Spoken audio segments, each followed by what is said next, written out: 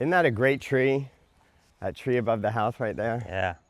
Whoa, that is a great tree. It's been about, what, 3 years since I was Almost here 3 last? years. Yeah. Uh-huh. So what's changed and how are things going maybe moving forward? First, thank you so much for coming. We cooked food together, we played music together. I mean, that's really the community part. That's really, really wonderful. So the farm's changed a lot in the last few years. It's April now. Cover crop, spring cover crop, we can see all around here is just looking great. The red clover and the vetch is up strong now and all the grasses. So the farm is really looking beautiful. A lot of stuff has changed in the last few years as we're trying to find what is the purpose for our farm and how can we really have the greatest impact, not only in our local community, but to tell the story of what small farms are all about. This is the kitchen garden, and just to have all of this diversity here, I don't know that we're gonna have time to grow food in it this year, just because we're busy with all of the other projects. This is gonna get shredded down maybe in 3 weeks, and it'll be replaced by a summer cover crop. And that's when you were here last time. Yeah. The summer cover crop was super tall, so it had to have been like August or something. It's like every time I come here, it's a cover crop. Yeah, and so we did grow potatoes here one year, but in general, it's mostly just cover crop because we don't have enough time. In the future, once the retreat center is really going, the chefs might keep this with all kinds of perennials and herbs and quick, you want to go out and grab something and cook it and eat it fresh immediately. So that's why this is called the kitchen garden. It also gets a little bit more shade, so it'll be good for greens and things like that. So that's what I'm imagining, chef farm to table, the retreat center, breakfast, lunch, and dinner, with a chef helping and making really delicious foods directly out of the garden. We're gonna walk around the campus here a little bit. All the wildflowers are just now starting to come up. We seeded these and they reseed themselves every year. And I don't know where this flower came from. There's all of these flowers that just keep showing up. There's a lot of echinacea that comes up a little bit later, and these little starburst guys. So these are all of our friends that are all through the figs. We do keep a mulch circle around the figs. This is a red ant pile. We don't love our red ants, but you just rake them away every so often. We keep a circle around here so it's easier to harvest and stuff, but we let all the flowers and grasses and stuff grow up around them. I guess you trim those back and prune them pretty consistently. Yeah. The figs. All right, this is really a good question. I have one, and I just kind of let it do whatever. So if you look here, 1, 2, 3, 4, 5. I got 7 stems here. These trunks. Why do I have 7 trunks? This is a young one. You can see from last year he came up. This might have been a young one that started last year. And here's one that used to be here that we cut off, a big guy. And a big guy here we cut off. Fig. It's a little bit too cold here. I'll show you over here. Every so often, it's going to be too cold. Let's say it's really warm in February. The plant's gonna wake up, the tree's gonna start having some sap flowing through it. It might even put out the buds of the leaves, and then we get a deep freeze. And that deep freeze will damage the trunk. And so it's been my experience here that about every 5 years, no matter what I do, a trunk's gonna die. And so then we cut it off, like we cut this guy off this year. And so this guy, I looked at him, I said, you're damaged, but you're probably good for another 2 years. Okay. And so I'm always letting 1 or 2 or 3 new ones come up so that, and this guy who just came up last year, he's gonna produce fruit this year because the root systems are so strong. So that's the way that I do it. If we were warmer, even by, like if we were in Georgia or something, then we could let this go as a single big trunk that gets bigger and bigger and bigger every year. But because it's cold here, I know that I'm going to lose some of these trunks, so that's what we do. Okay. And that's kind of a thing like, I just learned that, Would somebody from Virginia have been able to teach me that, or somebody from Florida I don't know, but I learned it, and so we have clusters of trunks. Are those turkey figs? That variety is called a Chicago Brown Hardy, okay. And I ordered that variety, or chose that variety, because it's supposed to be able to handle the freeze a little bit better. When I started my first fruit orchard across the street, I had like 6 different varieties of figs that just all sounded delicious, and none of them were the right ones for our temperature. And one of the most important topics that we were talking about off camera was soil, right? Yep, and soil and the art and science of soil. And so when we look at this fig tree waking up here, this has been a particularly nice year because we did not get a late frost. in the beginning of April. And so these trees wake up and all these little tiny figs are coming out already. And so figs are a really wonderful, tree to have here, and they really do great if the soil is great. And so whenever we're planting perennials like trees and stuff like that, you have one chance to really care for the soil before. Whereas when we're doing our annual crops, we get to spend some time thinking about the soil each time. I wish people could smell the flowers. Yeah. Because they're so potent right now. It is great. It's morning here.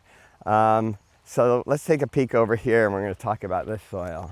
Look at this. Yeah. The potatoes are coming up. Now this isn't tilled, right? This is not tilled in the usual way of tilling. So look at these potatoes waking up. So it's been less than 2 weeks since we planted our seed potatoes.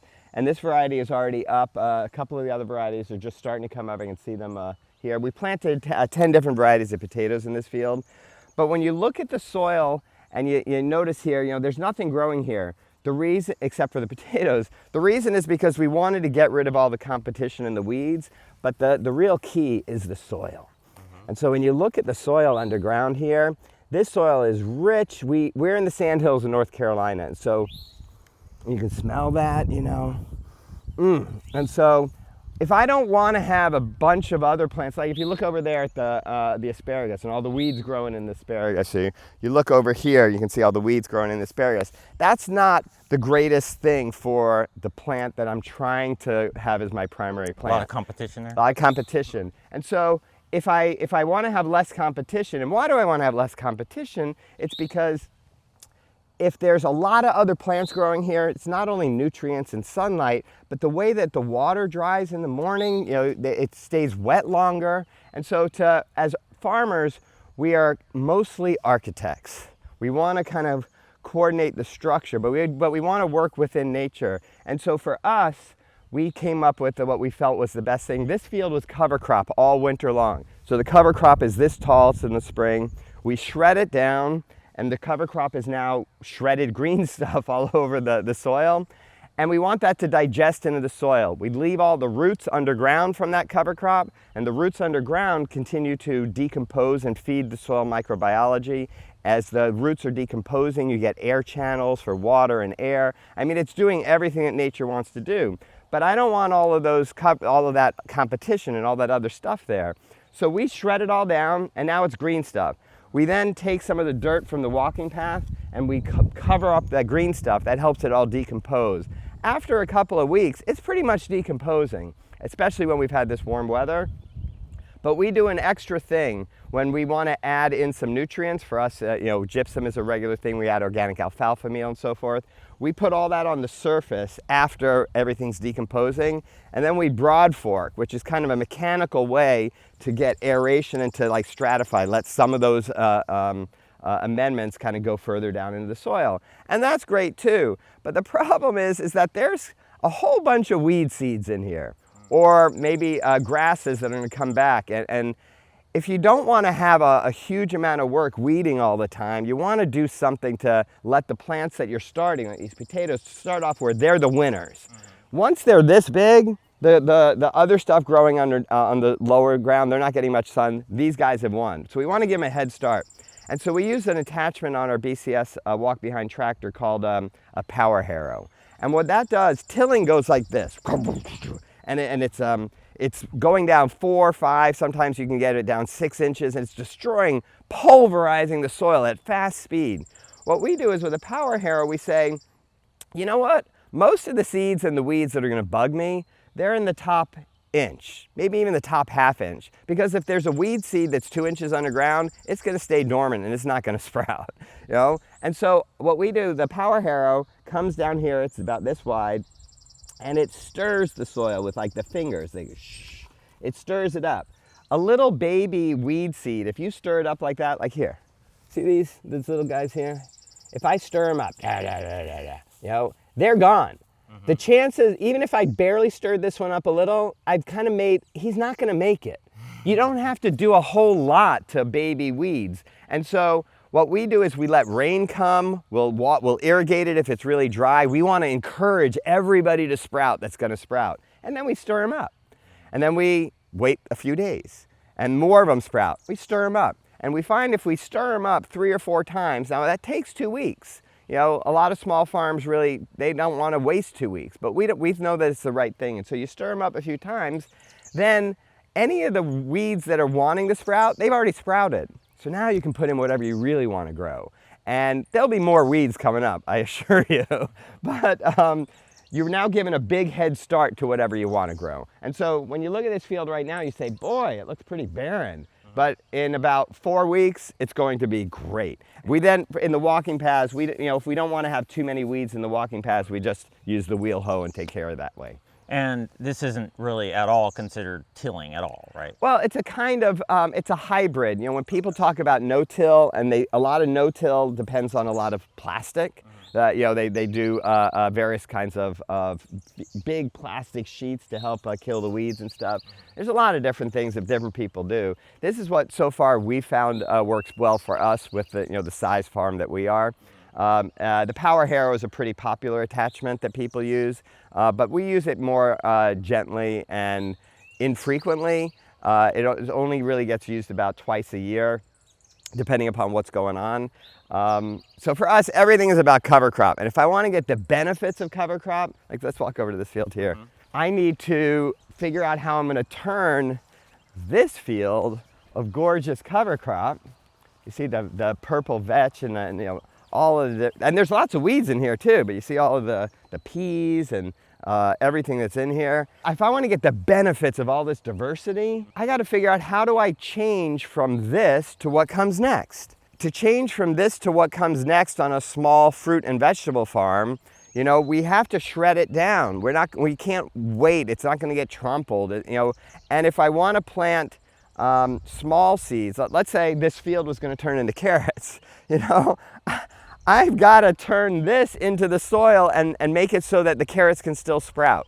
And so you have to balance all of the different factors. And for us, the power harrow is one of those tools. Now, as far as like the last time I was here, what are the most significant things that you've learned and epiphanies or whatever? Well, one of the things, we're going to take a peek in the high tunnel. The high tunnel when you were here was brand new. I think it had been in operation for maybe 4 months or something. The high tunnel now has 3 more years on it. We've learned a lot about growing things inside. We have the climate battery so we can keep it warm over the winter without having to have big propane tanks and heaters and stuff.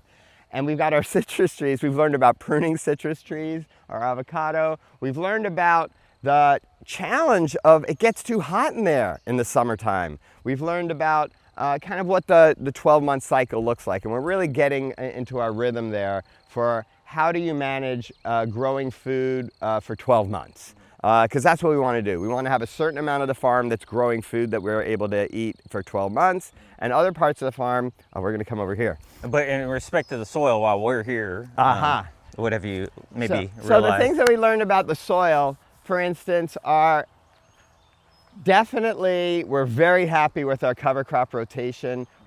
We do a lot of different regenerative things. One of the things that I would love to have is a larger supply of leaves and other organic matter to just add in as mulch regularly. But in general, we're very happy with our soil. It took 15 years to get here. The faster you get here, the faster you can start getting the benefits. The microbiology and the health of the soil, the full amount of nutrients of the soil, that translates into healthy plants with healthy immune systems, which then translates into the plants that can succeed in the environment, which then the food that we take, whether they're leaves or fruits and things like that, not only do they taste great, but they are such a rich spectrum of flavors and intensities, and I just know then probably too. Yeah, the nutrition then comes into me and my soil my microbiome in my world, knows where it came from. I mean, there's a lot of wisdom in the soil and the plants. And it seems like maybe last time you might have been a little more focused on like minerals than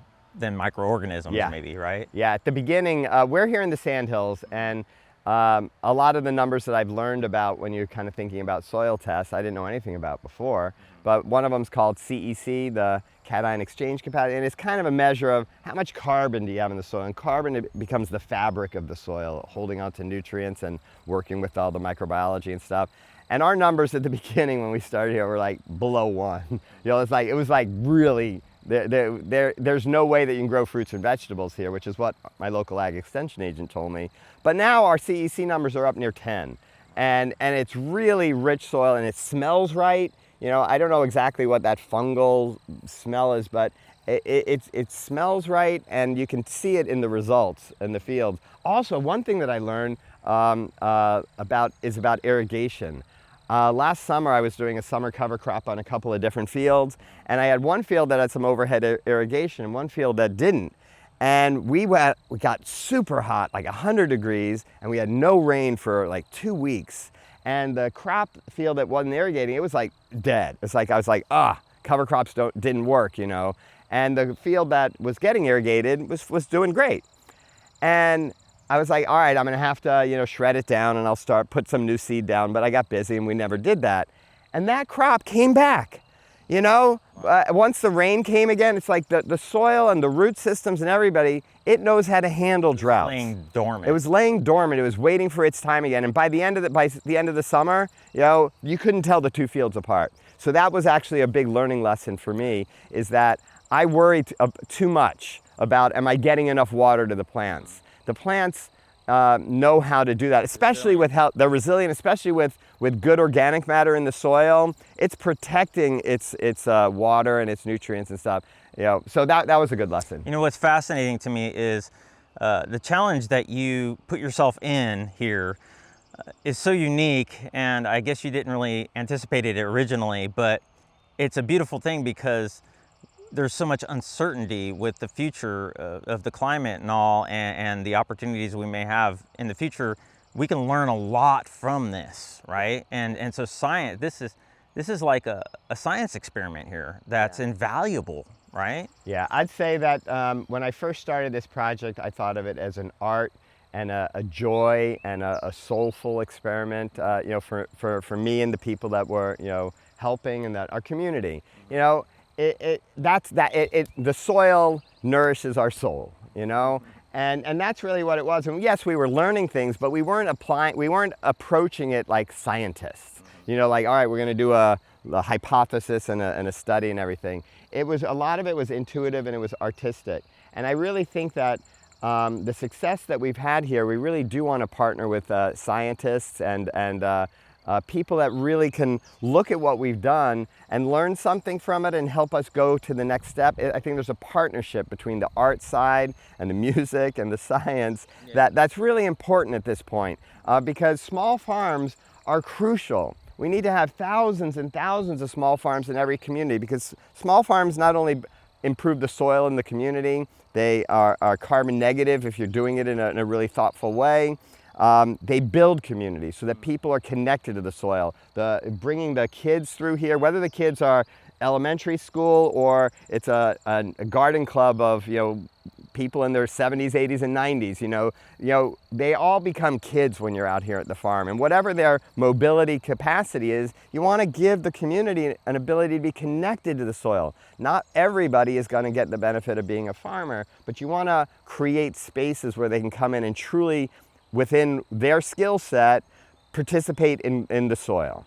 And so I think that that's a huge, you know, service that small farms provide, well beyond the food, is building the community and that reconnection back to the soil, which is, you know, our ancestors. You mentioned like we need to see thousands of these, right? It would be nice to capture that data too, because like, let's say you phase out of this in some way, or you want to take it to another level. Is there some way to capture what you're learning here and what other farms are doing successfully? And how can the scientific community tap into that in a way that is capturing that and beneficial to your vision? I think that's exactly the next journey on this vision, is that a friend of mine, a scientist, you know, said, we need every small farm to be citizen farmer scientists, citizen scientists. And the things that we're learning, we need to collaborate. And so I want to have, you know, a network of thousands of small farms that are sharing knowledge, sharing information, and the scientists can like glean, you know, best practices from there, and we can really learn and amplify the impact much more quickly. And each one is going to be different. You've got different climates, you got different soil types, you have different people, you have different locations. You know, our location here happens to be in a destination location, because we are, adjacent to Pinehurst, North Carolina, and 1 million people come here every year. Other people are going to have small farms in other places, but I really want our small farm to begin to be a destination where people come, they get inspired, they learn, they taste, and then they're proud that this exists. Not only our local community, but everybody that comes in and will come and visit the farm, they're going to go back into their worlds. And some of them are going to support farms. Some of them are going to start farms. Some of them are going to be young kids that are going to, learn things that we can't even imagine yet. Yeah. And so every bit of inspiration becomes a change maker going back out into the world. And so with across the spectrum, from somebody like me who's just a homeowner and wants a little garden, to the biggest policy makers out there, probably. Absolutely. Right? Yeah. We want, and that's the thing.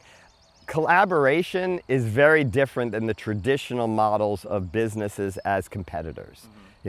Farmers are natural collaborators. Even when we were putting the plastic on the high tunnel, we said, it's a barn rain. We had like 50 people from town. All our friends came up and we had to get that plastic up and over. Farmers always collaborate. And so growing food is, in a industrialized business perspective, took that community and collaboration out of it. And I think, especially with the homesteading, whether it's small individual families that just want to take care of their own food, or larger, everything that's like pretty small. I don't know what the largest size should be, but like under 5 acres. Everything that's pretty small builds a community. A 20-acre or a 50-acre farm, that doesn't build a community in the same way, because then you've got all this industrialized processes that come in. So when we look at our project here, we're on an evolution now. We started this project not knowing why we were doing it or what it was for. I was really just called by the soil, called by the plants, and wanted to learn all about this. And so that's when I say it was nourishing my soul, and it was kind of an artistic project. And the diversity was what was calling me. I want to grow everything and taste everything. Yeah. But we can only go so far with my own kind of guidance and my own capacity. And so right now we're really looking at expanding the farm into the Flow Farm Village.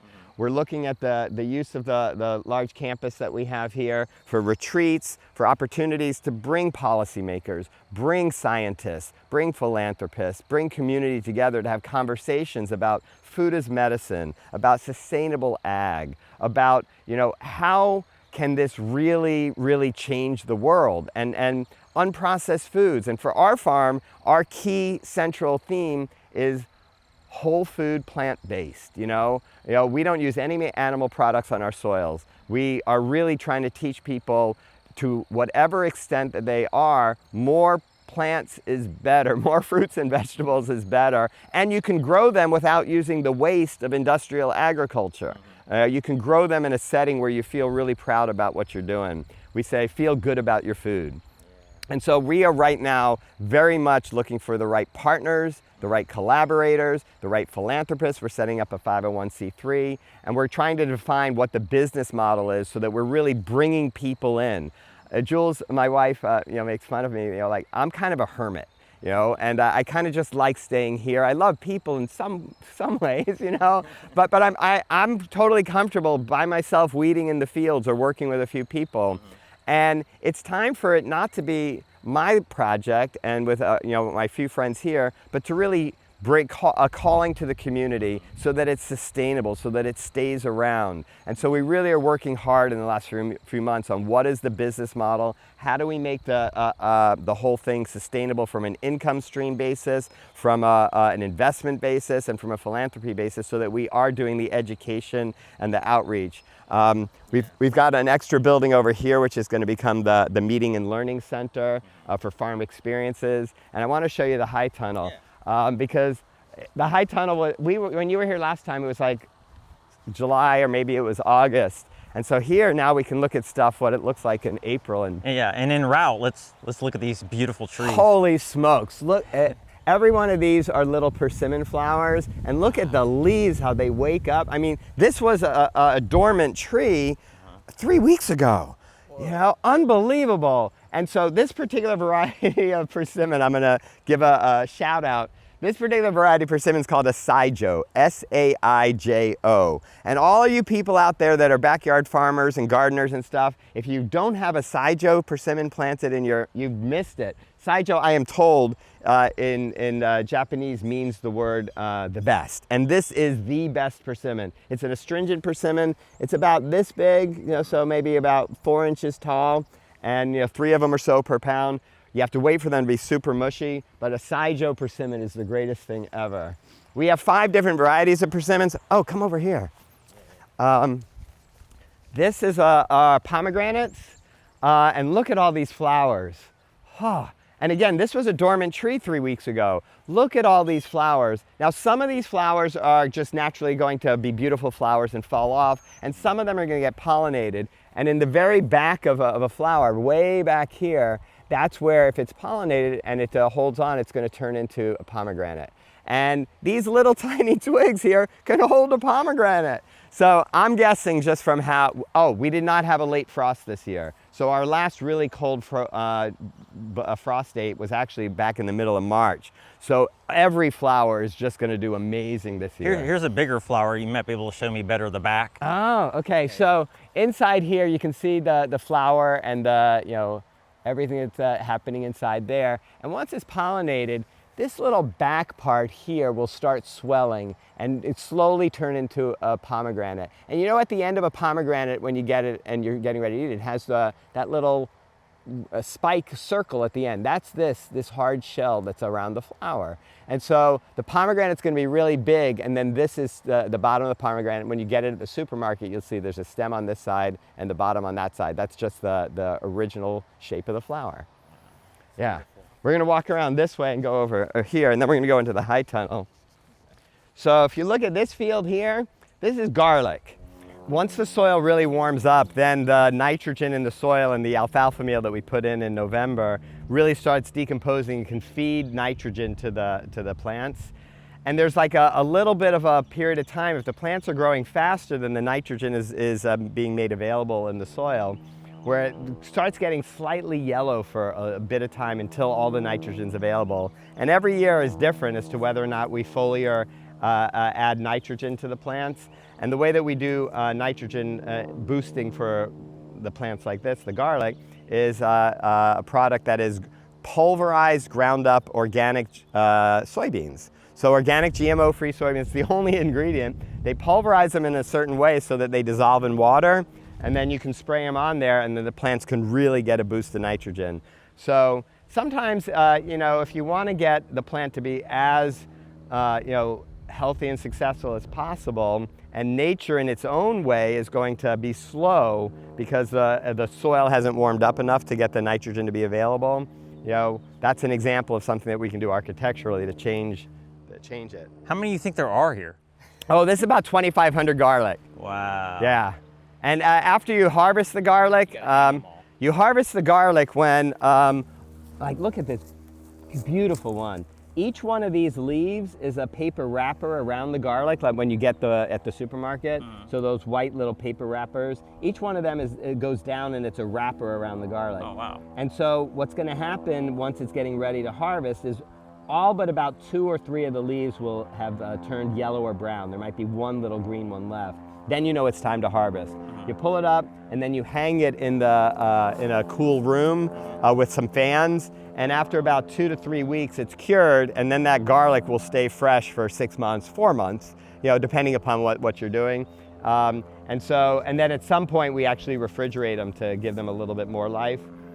But garlic, it's so once they're all hanging inside that building, it's gorgeous. It smells amazing. Yeah. And you kind of sort them also. The big guys you want to eat last. The little guys don't last as long, so you want to eat the little ones first. Yeah. And so sometimes we have garlic that'll make it 6 months or even 8 months. Garlic we do as over winter here. It goes into the ground at the end of October or right at the beginning of November. And look at this guy. So this is an example of, did we need to weed it this thoroughly and keep it this clean and organized? The answer is Probably not, but it kind of made us feel really good to have it nice and beautiful like this. These are all hardneck garlic, so the scape is going to start coming out in another couple of weeks. But let's look at this variety over here. We love planting lots of varieties. Look at how thick some of these guys are at the base. You see this? This is going to be a huge garlic underground. And in another couple of weeks, maybe even just like one more week, the scape is going to start coming up. The hardneck scape is the flower stalk of the garlic, and you cut it off. They say that when you cut it off, it focuses more energy in the bulb instead of producing the flower stalk. And that swirly flower stalk called a garlic scape is delicious. You can chop it up fresh and put it into like a salsa. You can cook them and roast them. And it's kind of like a really great, intense garlic flavored string bean that doesn't get mushy when you cook it. It's great. So those are garlic scapes. This over here, let's take a look here. These beautiful purple flowers, these are primrose. This is a weed. This is not supposed to be here, but look at all of the asparagus coming up here. We'll find some asparagus that's the right size. So the primrose got into our asparagus field. So like here's an asparagus that's the right size. So in the morning, if asparagus is this side, you break it off if you want to eat it, and you just eat it. It's delicious. It's the greatest asparagus in history.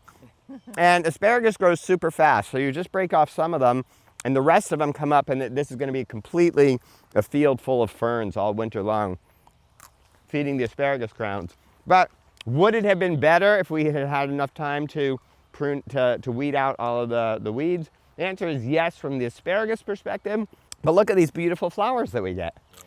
So you got to be patient with yourself. And last time I was here, you didn't have quite this many blueberries, I don't think. No. First stop over here is the kiwis. Look at the clusters of kiwi flowers everywhere.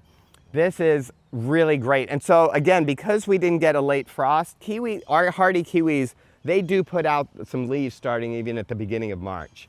And so the first flourish of leaves that come out will often get frozen. This year it didn't happen. And so we just have so much. Look how magnificent this branch or the trunk is. Yeah, look at this. So when I planted this guy, it was like this thick. It was really thin. Really? You know? How long ago was that? This is probably at year 7 now. And that's because when I'm planting something that's I know is going to be a perennial, it's going to be there forever, we dug a trench about 2 feet deep or even a little bit more, about 4 feet wide, and we added in biochar, we added in rotten wood and all kinds of waste from the forest, and we really gave a good foundation. We added the minerals, we put some alfalfa meal in, we made a lasagna of all the things, and then we planted the plant. And so when people come over here and see my grapes down there and stuff, they cannot believe that these aren't like 25-year-old plants. It's really, really great. And I've learned a lot, actually, since you were last here. If you look at where I'm sitting here and look above me, I have 1, 2, 3, 4, 5, 6 wires. Because I figured, you go to a vineyard and they have one long wire where the grapes are running on. 6 is better than 1. I can get 6 times as many grapes, or in this case, 6 times as many kiwis.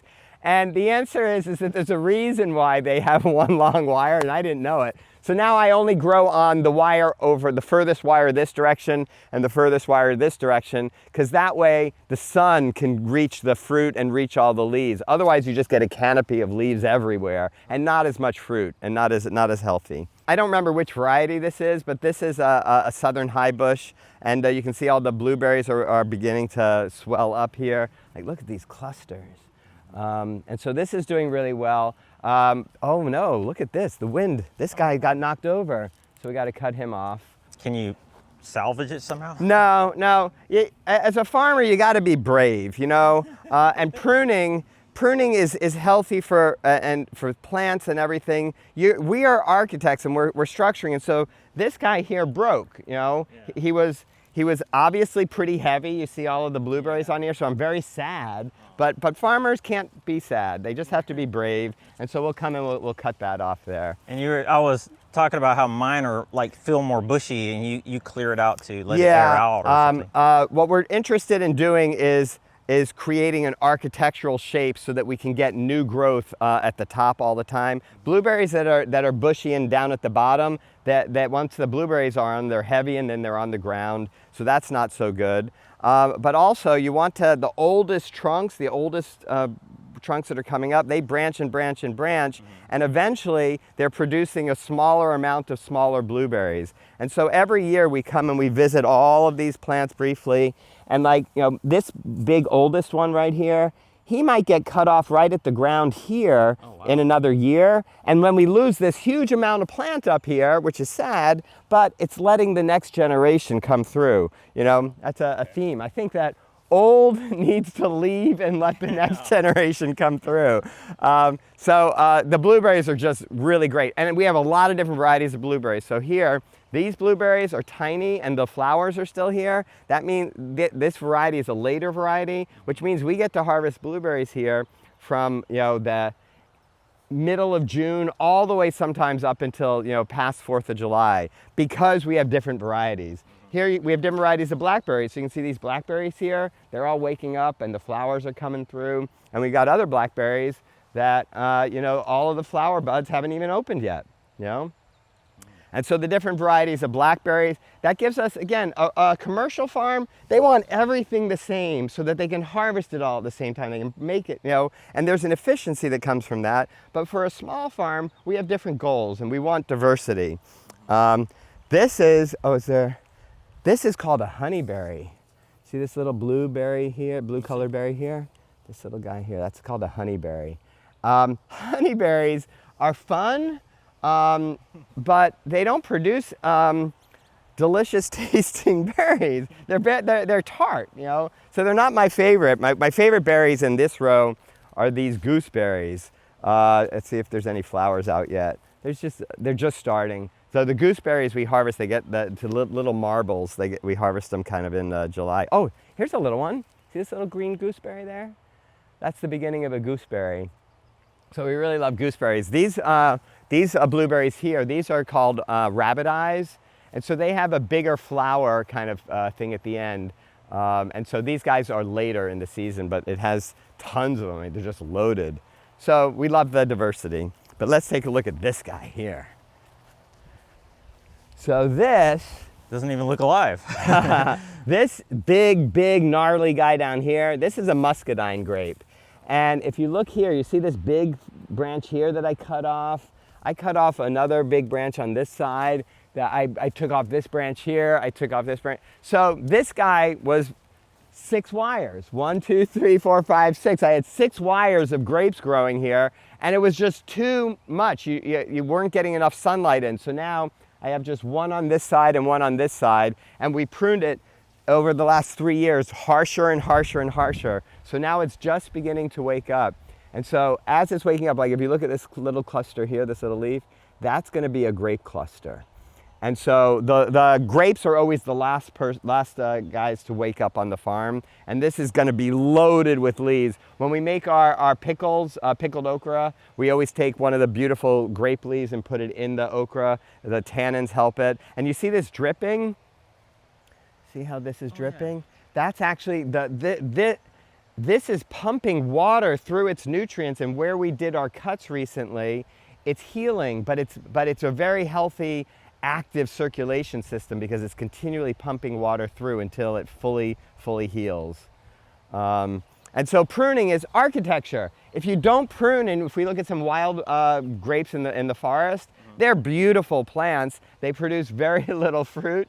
And if my goal is to have big, delicious, luscious fruit, you know, I have to be an architect in a different way. So that's that there. We're gonna come around this way, and we're gonna stop in the high tunnel. I'm gonna turn off the fan so that it's not as loud in there. Are you still doing biochar? We are. We got biochar back there. We make our own compost. Making compost, veganic compost, the way we do it is also a big task, because most people, when they're making compost, they're getting a mixture of all kinds of stuff. And at least around here, you know, people might want to take chicken manure, or take horse manure, and all these other things. And we just decided to draw the line and say, there's nothing wrong with manures, but I don't know what's coming with the manure. You know, so we're just going to make our compost only from plant materials. So we have forest materials, wood chips, we pulp from juice bar and stuff like that. So we make all of our own compost. So we make compost, making the biochar, and those are important things for the health of the soil. My friend Joanne Farb, she goes to the local coffee shop and gets all the grains and stuff. Yeah. Exactly. And so you just mix together a bunch of what they call green stuff, which has the nitrogen, and brown stuff, which has the carbon. But you have to mix it up in kind of the right way so there's enough air, there's enough moisture, and then nature takes over from there. But first, let's look at this. Beautiful artichoke. We've got a few artichokes here. I thought there was another one. There's one right here. Oh, there's another one over there. So, we cut off the big artichoke stalk in the center. Jules and I had it a couple of days ago. It was so delicious. So this artichoke, we'll see when we go inside. This is a volunteer. I can't really grow artichokes here. We learned a lot about it, but this particular guy is doing great. And so he just came back on his own this year. And we can see this, did you say this lime was from? That's a lemon, and it's going to be ripening up soon. That was the one flower that was on this lemon tree last year, and so he's getting ripened up. But we're now at the final. We're finally at the point now, 3.5 years in, that all of our citrus trees are going to be. We're going to have huge harvests this year. So this one here, this variety here, is called a Travita. It's an Italian heirloom kind of a Valencia-shaped orange. But here's a baby orange here. And there's hundreds of oranges in here. Last year there was one flower on this tree, but this year we've got tons of them everywhere. So we're gonna have probably a couple hundred of them. I'll show you the grapefruits. Can we see a grape? Here's a baby grapefruit here. And so this grapefruit, it turned out I had one flower last year. It's actually not a grapefruit, I forgot. It's called a Milo or something like that, and it's a grapefruit pomelo blend. So you know, pomelo has that really thick skin. So we cut open our first grapefruit ever. It was gorgeous. I was like, oh, look at all that big fat skin. But it was delicious. So we're coming into the high tunnel. And how did you acquire that hybrid of sorts? Was that just an accidental hybrid? No. I went to the catalog at, it's a California citrus company or California tree company, and I wanted to get some citrus, but I wanted to get citrus that was on dwarf rootstock so I could keep it nicely pruned down to 8 feet. I got one of each of my 6 different kinds of citrus. I got a grapefruit, an orange, a lemon, I have a lime, I have a tangerine, and I have a kumquat.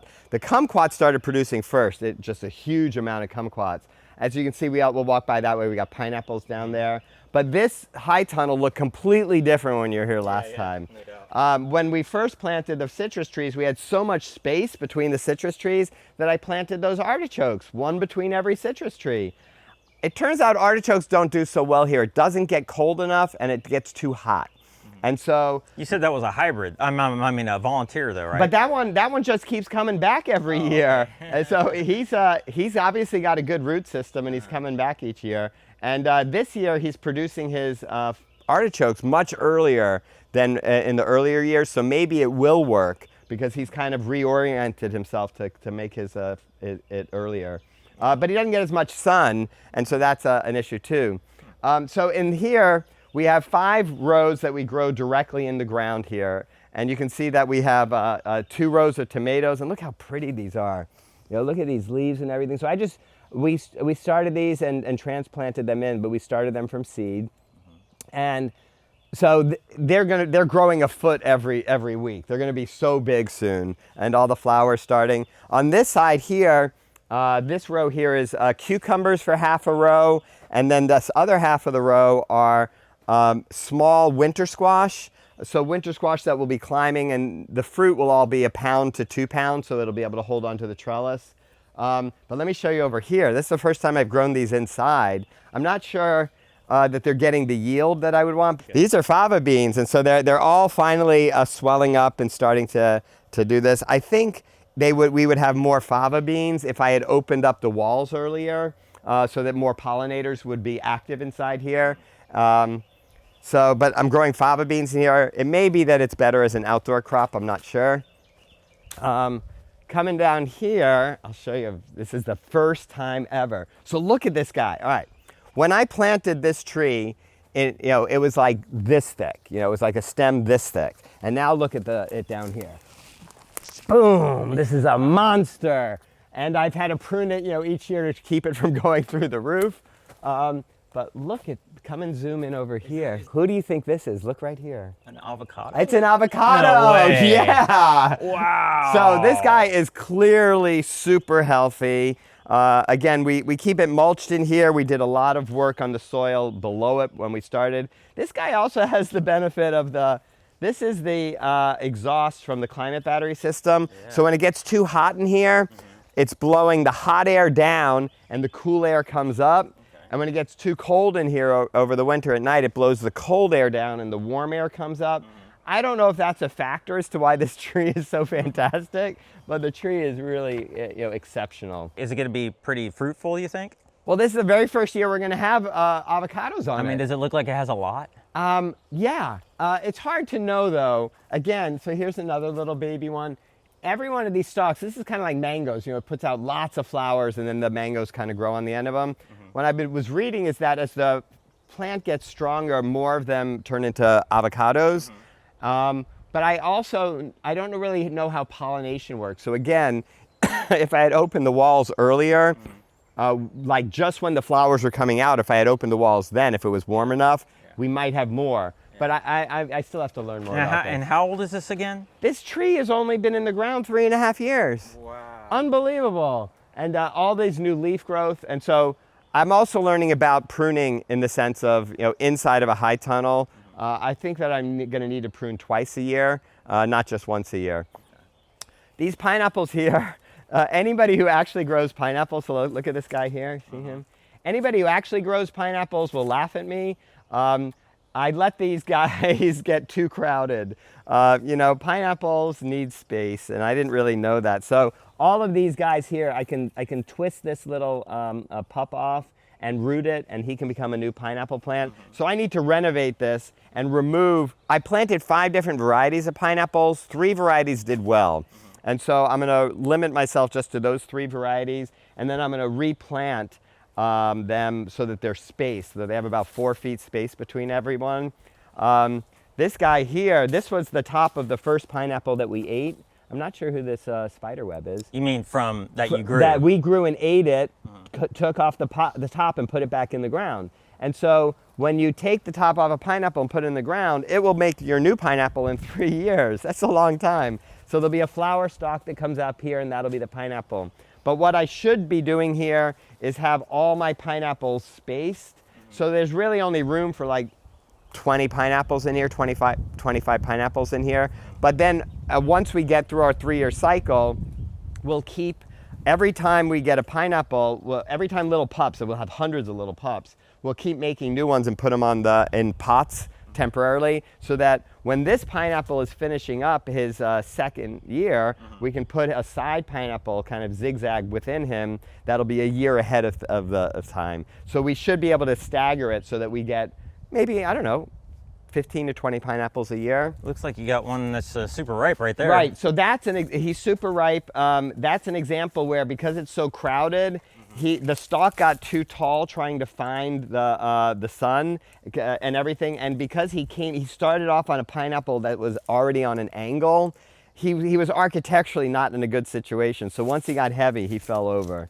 But I think there's about 7 or 8 pineapples in here right now that we'll be harvesting over the next couple of months that are actually in good shape. This guy here needs to be harvested now. Maybe we'll eat him today because he already split open. We're going to come around here. This is the last lime from last season. So I had 5 limes on this tree. So last year was like the first flowers that ever turned into fruit. So that's the last lime from last season. But look at all of the limes from next season. And these will self-prune, so there won't be so many limes here, but there's tons of limes in here. And you skipped this little guy. Is this another avocado? Oh, thank you. Is that an avocado? I am so sorry, little avocado tree. Okay. So this is a little avocado tree that I planted in the exact same time as the other one. Oh, wow. Isn't that crazy? So either they sent me 2 varieties that were different by mistake, or this guy is just, he was weak. And so I keep trying to I keep saying, you know, like if he doesn't make it this year and really start getting strong, then we're gonna have to get a new one. So you can't just take an avocado, you know, seed or whatever. No, avocados. If you plant a seed, you're not necessarily going to get an avocado that's edible. So you have to work with grafters that really know what they're doing. Okay. And so this avocado seems to be getting stronger, but he's architecturally pretty awkward. There was a big branch here that died, and so we cut him off. So it's just this one branch on the side. And so that's why I got the string here to kind of help him get a little bit taller. And he might become great. Yeah. You can see all this new young leaf. It looks super healthy. So maybe he's just going to be a couple years behind that guy. We don't know. Which is good, maybe. Which is good, yeah. Space them out, yeah. But the lime tree is just loaded with limes. This is called a pixie tangerine, and he's loaded with fruit, the flowers, all these little guys here. Here's like a little piece of fruit here. There's tons of them. They're hiding in here, but that's a little tiny tangerine. There's another little tiny tangerine here. About 2 weeks ago, it was so full of flowers, and it smelled like nothing that I've ever smelled. It was so delicious. So last year we had 3 pixie tangerines, and they were really big. So maybe this year we'll have 100. And then our baby guy over here, this is a kumquat. So here's some kumquat flowers. And so this guy put out probably 200 kumquats last year. And I have a feeling that this guy is twice a year he flowers.